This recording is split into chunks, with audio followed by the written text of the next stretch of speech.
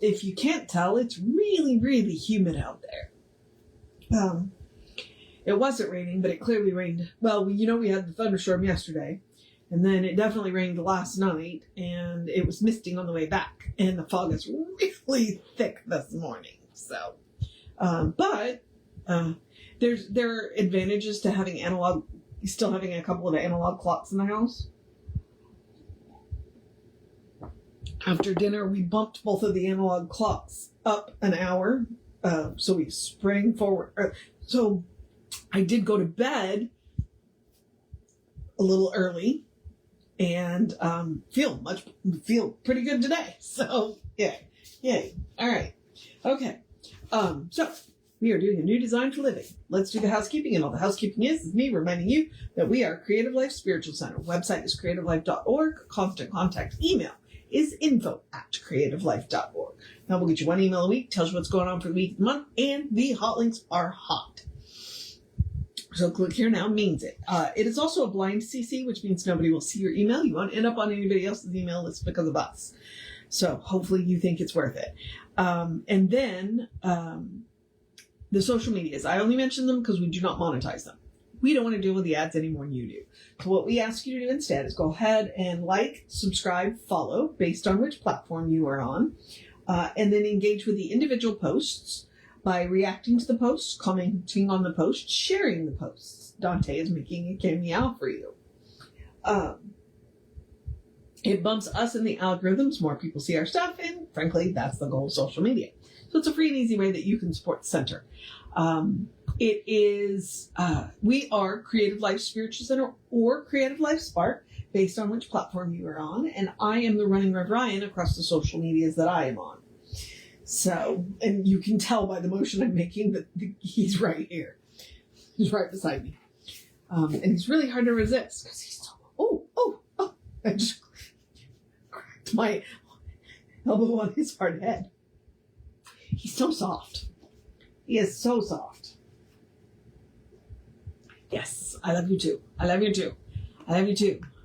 But I need to do this. Huh? You gonna read the chapter? Actually, we're gonna finish up the chapters today. We're gonna do one of them short, and then the other one is finishing up the chapter. So I'm like, oh, we're gonna do this. Okay, where are you going? So, the first article we are going to do, because we're finishing up chapter 11, You Live Today, in A New Design for Living, and this is one of the last books that he put out towards the end of his career, and this is the process of science of mind. So, okay, all right, I love you. Why are you in here? The windows are open in the living room. Why are you in here? So we're going to do self-torture, is the name of this article. We are all marked to a certain degree by the experience of the past. And since we cannot or should not wish to obliterate memory, it becomes necessary for us often to reverse our thinking about the past. For instance, let us say that someone breaks a limb, suffers considerable pain, and goes through a long and trying period of recovery. It is most certain that there is no need of forgetting what they had gone through, that they had gone through this experience, but at the same time, there's no reason why they should continually relive the memory of the pain and anguish that went along with the experience. It is for this reason that psychology definitely states that it is not the experience through which we go, but rather our emotional reaction to it, which can harm us. However, some seem to take particular delight in inflicting such torture on themselves.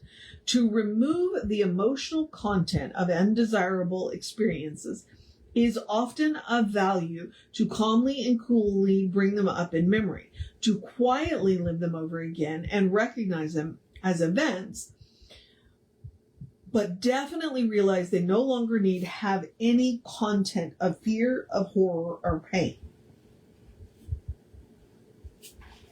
Remember the incident, but remove and dismiss any morbidity of emotion that surrounds it. It is a fact in experience. It was lived, but there is no necessity to keep on living it mentally and emotionally today. That was life at that time, but an entirely new life is being lived today, if we will but let ourselves live it. And that's actually really, really helpful advice.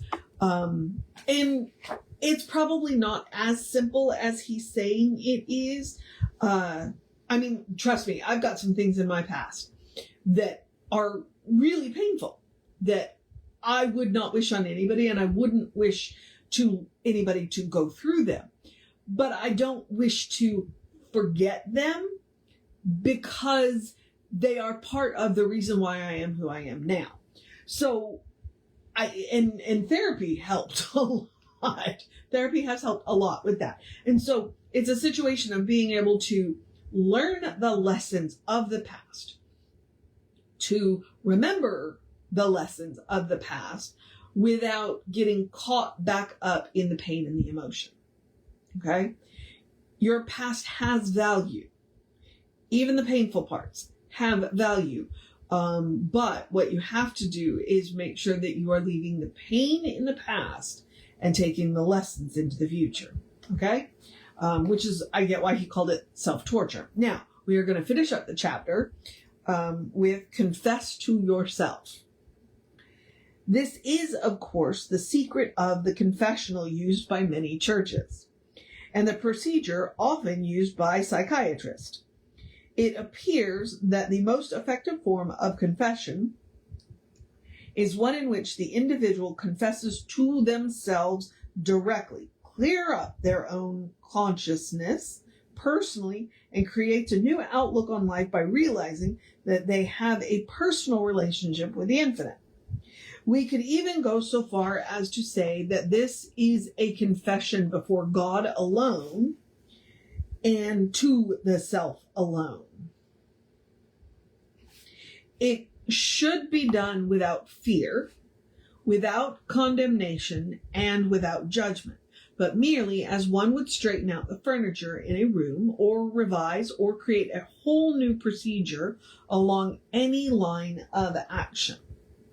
We are able to do this in such a degree as we know the universe holds nothing against us. Okay, that is very good to know. Like, God isn't judging you. Well, okay, you're not helping me use my highlighter here.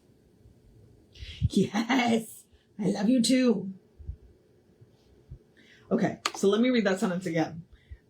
We are able to do this in such a degree as we know the universe holds nothing against us, wishes only our good, desires only our success, and sees us only as it beholds its own life manifesting itself through our acts. And the time that we must realize that the universe holds all this, and the time that we must realize that the universe holds all this for us, that all of this is available to us, that we may experience all this in our daily living is now. There is no other time in which we may claim it or possess it. So I grew up Catholic. I grew up Catholic. I grew up loosely Catholic. I grew up because my family was Catholic. I was baptized Catholic. And when I was a teenager, there was a Catholic church that started, well, okay. I don't remember going to church in Utah, but Utah is very Mormon. When we went to Georgia, we went to the church in the town that I lived from 8 to 18, and we apparently were not welcome there. So we did not go. And so, when I was I think just before I learned to drive, so when I was 14 or 15, a church started in the next town over. So we started going to that. So that's where I got all my Catholic education. And it was a missionary Catholic church in Southern Baptist territory. So I grew up loosely Catholic. And I never understood confession. from the standpoint of I had to go to confession every week to receive communion. But I didn't feel like I had done anything worthy of confessing that I needed to confess that would keep me from going to communion. I didn't get it. So here I think that's kind of what he's talking about, is not that I have to unburden my soul to receive communion, but that I can, and I almost hate to use the word should, but I'm going to in this context, should go before God and myself and confess who I am and the mistakes that I have made, so that I can let them go. Because I'm confessing them to the universe, which is not going to judge me. I'm not confessing to a person. I'm not going to confess to a person who can then turn around and, I'm confessing it, and I'm talking to myself of, okay, these are the mistakes that I've made, and these are the mistakes that I don't want to make again. And I'm also, I think maybe by confessing to myself, taking some of the power away from leaching the emotion out of whatever it is that I'm confessing. And I think it's a situation that you can do as often as you need to. Yeah. So I can see the value in it. And mostly because Jesse and I have had conversations about this, and where he sees how confession can be very healthy. It's not always, because like I said, I have to go to confession as a teenager, and I'm like, okay, I haven't actually done anything wrong. What is this? Okay, I have to go to confession to make something up, to go to confession to get communion. Yeah. So, all right. Let's wrap up this chapter, and then we'll move on for the rest of the day. Because he always kind of does this little wrap up in italics that's kind of poetry. So we're wrapping up You Live Today. The only time in which we may create or experience our new design for living is now. It is never later than you think. There is only the fact that you may have barred from your experience of today much of the good it can hold. The past has no hold on us other than that which we permit it to have. We have to learn to live today as if this is the only time we will ever know. We have to drain each moment dry of all of the joy, happiness, and success it contains. There will never be more of anything available to us than there is right now, but we need to accept it. And therein lies the crux of science of mind. There is good for you and you can have it, but you must accept it. Yep. So, chapter 12 is a look at the future. So we will pick that up tomorrow. And tomorrow never comes. And now that I'm reminded of the song in Annie, tomorrow, you know what? Tomorrow never comes. It's always today. It is always today. So, as he says, go ahead and wring all of the joy and the happiness and the peace and whatever else it is out of today that you possibly can. It's all available to you. The only thing you have to do is accept it. All right, beloveds. Moving on into the process of my day. So I'm going to encourage you to have a great day, wondrous day, fantastic day, a magical day, an enchanted day, a wonderful day, an awesome day, an amazing day, a you got this day, a take care of business day, a oh my goodness, go dance in the rain day, or if nothing else, the mist day. I'm not sure we're going to see the sun day, but that's okay because it's going to be a cooler day. A throw your windows open for a minute day. A eat something really amazing day. I think I'm out of words day.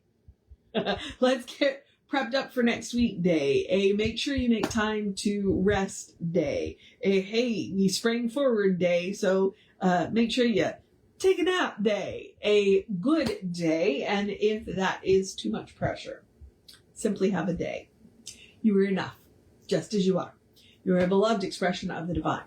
You are a brilliant light, a divine spark, spirit in motion, God in action, an absolutely beautiful masterpiece, and a work in progress at the same time, at your own pace. And as Reverend Jesse likes to call us, you are a godling. Explore the truth of your being. Get to know who the divine knows you to be, because the divine knows you to be good. And from there, anything is possible. Anything at all is possible. All right, beloveds. So Reverend David should be on around 5 p.m. to you. I will be back with you around 9-ish tomorrow. But it is Sunday, so if you were watching this on Facebook, roll up a video, or if it's before 11, and you're in the area, come on by and be with your community day. And if you're watching this on YouTube, then hop over to the Creative Life Spiritual Center YouTube channel and see what we were talking about today. So, but we will have an amazing service for you at 11. He's taking inspiration from Fenwick Holmes this month. So that should be really interesting because, we hear about Ernest a lot. So interesting to get into the voice in there. All right, beloveds, take care of yourself. Know that you are loved, and I